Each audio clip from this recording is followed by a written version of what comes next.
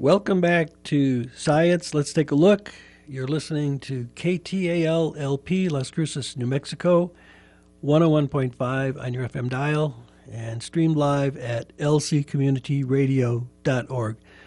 I'm your host, Vince Gutschick, and this day we've been talking about cholesterol in a segment that I called Are We All Fatheads? And of course, we are. We have a huge amount of cholesterol in our brains and cholesterol throughout our body. So I went through how we know how much cholesterol is there and how much of it has to be replaced, where we get new cholesterol, how we get rid of old damaged cholesterol. And I stopped when I started mentioning that low-density lipoprotein, the LDL, has risks but an absolutely necessary function. It delivers cholesterol to all the cells that need it, which is every single cell. But our high-fat diets make it a bit risky in some of its operations. It can lead to deposits of fat, cholesterol, that either block arteries or break off and cause strokes. So, like all other physiological functions, the operation of LDL has risks. They tend to be concentrated late in life, of course. Now, that's interesting to look at from an evolutionary point of view. You could say that late in our lives, past the age where we can reproduce, evolution doesn't care very much about us. How do I mean that? Well, you can have selection upon certain gene variants, alleles, that provide more survival and reproduction. But by the time we're 40 plus, most of us are not in reproductive status. So it doesn't matter. There's no active selection on things that would be good for us at that point in life. Remember, when we were a young species, about 2 million years ago as Homo sapiens, we very, very rarely lived past 40, sometimes not even 30, or maybe mostly not even 30. So there was no real natural selection pressure to keep us healthy late in life. There's a qualifier. There's now a hypothesis being studied that there is some selection for keeping us healthy longer because grandparents can help infants to survive. Okay, so it's been a pretty long story to reach from cholesterol, where it is in brain and canned brains for human consumption, and oxygen and the blood-brain barrier and evolution and all the places in between. I hope it's been interesting. So we're going to go off of cholesterol now, and we're going to start another topic.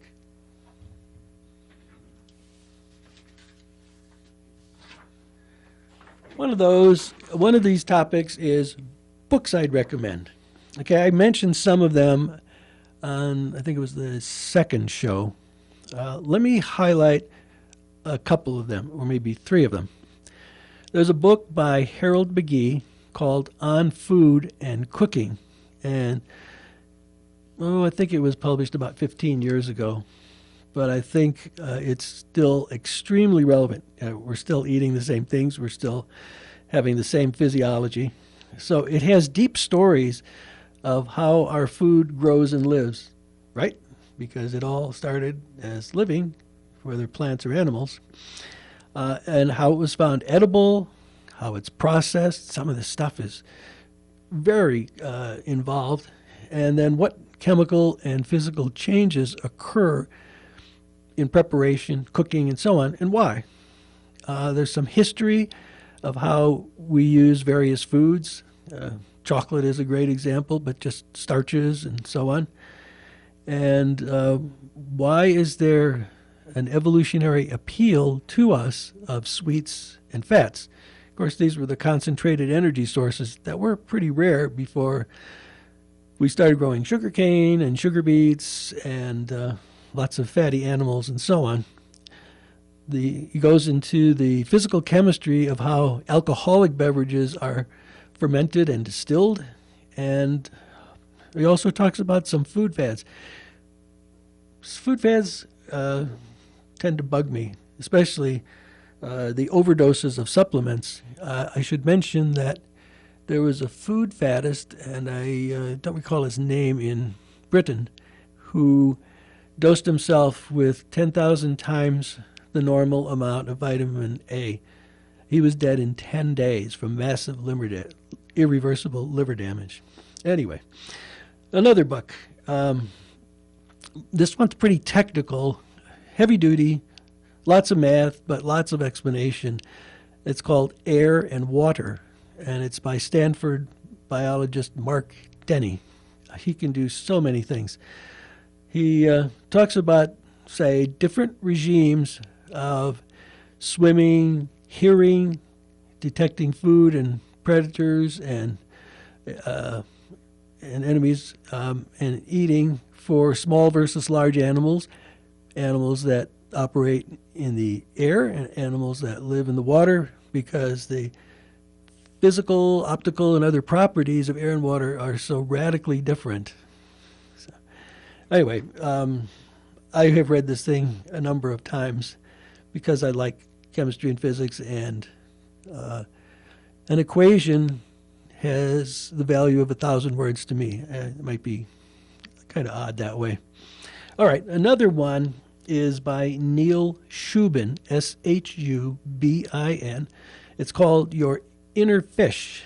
And I don't remember the full zoological name, but it's called tiktaalik, which is an Inuit word.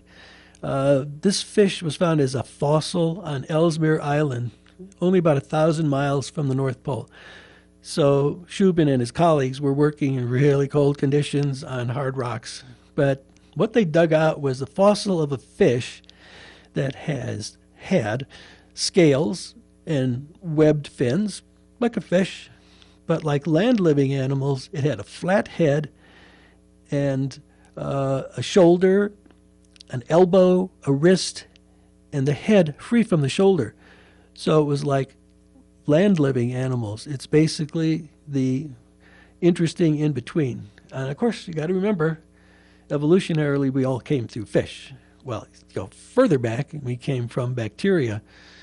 So I think you really enjoy looking at those books. Now, what else is a good topic? Let me rummage here for a second.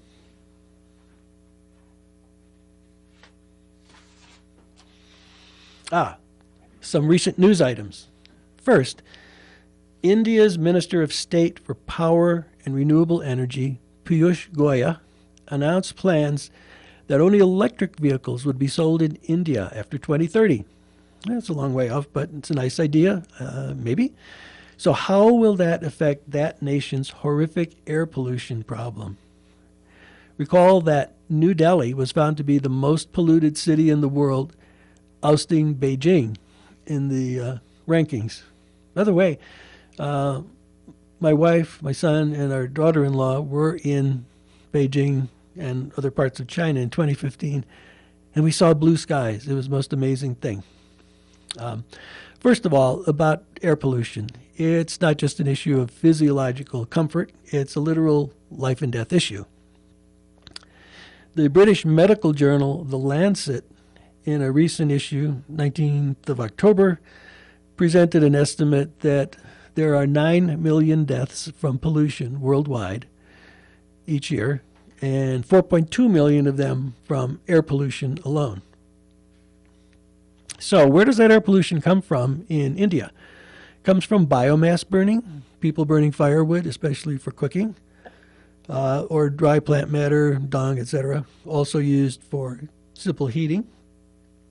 They have fossil fuel vehicles that tend to be very inefficient and dirty. And then there's coal combustion for electric power generation. India uses more coal than any other nation than China. They use 922 million tons of coal, about a ton a person. Lower than in the U.S., but so much. Okay, coal is the dirtiest fossil fuel source. in terms of the production of particulates, the little fine particles, especially what's called PM 2.5, particles that are 2.5 microns, millionths of a meter in diameter or smaller. These particles reach deep in the lungs and they tend to stay there for a long time. I have to note that I traveled in India in 1988 by car, provided with a driver. I would say, fortunately, I had the driver. The traffic rules in India are legendary for being observed only in the breach. I still remember a highway with trucks and cars in the middle lane, and then there were motorcycles, and then there were bicycles as you keep going out, and then ox carts, and then pedestrians. And if a truck decided it wanted to pass, overtake as they call it there, it would just move into a lane and make its own new lane, and everybody else would go around it, bulging out to the sides of the road. The other thing there was that the diesel trucks put out voluminous clouds of soot, and I think my lungs are still black in some areas from that. Anyway, so coal-burning power plants put out the particulates. They also put out acidic oxides of nitrogen and sulfur. In the U.S., we're doing pretty good on abating that. These plants also put out mercury and other pollutants. Now, interestingly, more horrifying, in the U.S. alone, coal-burning power plants are estimated to cause 30,000 deaths each year and about $300 billion in economic losses. This was a study jointly by Harvard and Tufts. Okay. The other thing is coal produces twice as much carbon dioxide as a greenhouse gas, as does burning natural gas for, per unit of energy produced. So what will changing over to electric vehicles do? The electric vehicles are going to be powered by electricity from power plants. Okay, these are the dirty plants. Okay, we'll have less diesel and diesel soot. Well, maybe. Heavy trucks tend not to be easy to make electric. So anyway, we'll still have a lot of power plant emissions. And let's run through a quick calculation just on the greenhouse gases. CO2. All right. Let's consider a coal-fired power plant that's providing electricity at 40% thermal efficiency, or what we call first law efficiency, meaning that 40% of the total thermal energy content, the enthalpy, is converted into electrical energy. Electrical energy can be used in vehicles pretty efficiently, let's say 90%. So from coal at the power plant to wheels on the road, the total efficiency is about 36%. And then compare this to a gasoline engine. And first of all, you got to process petroleum to get gasoline. So let's say 85% thermal efficiency there. I'm not really sure of that. But in the vehicle, it's used at about 28% efficiency. So overall, it's about 24% efficient. So it's about 2/3 as efficient in terms of energy, but greenhouse gases are produced at half the rate when coal is used. So overall, it's about 33% more CO2 per unit of usable energy at the vehicle for using coal, well, as in coal-fired power plants to charge electric vehicles. So it's about time to take another break. I'll go on to another news story here after I continue a bit more about India's power plants. But right now I'll take a break, and I'll be back in a couple of minutes. We'll talk to you soon.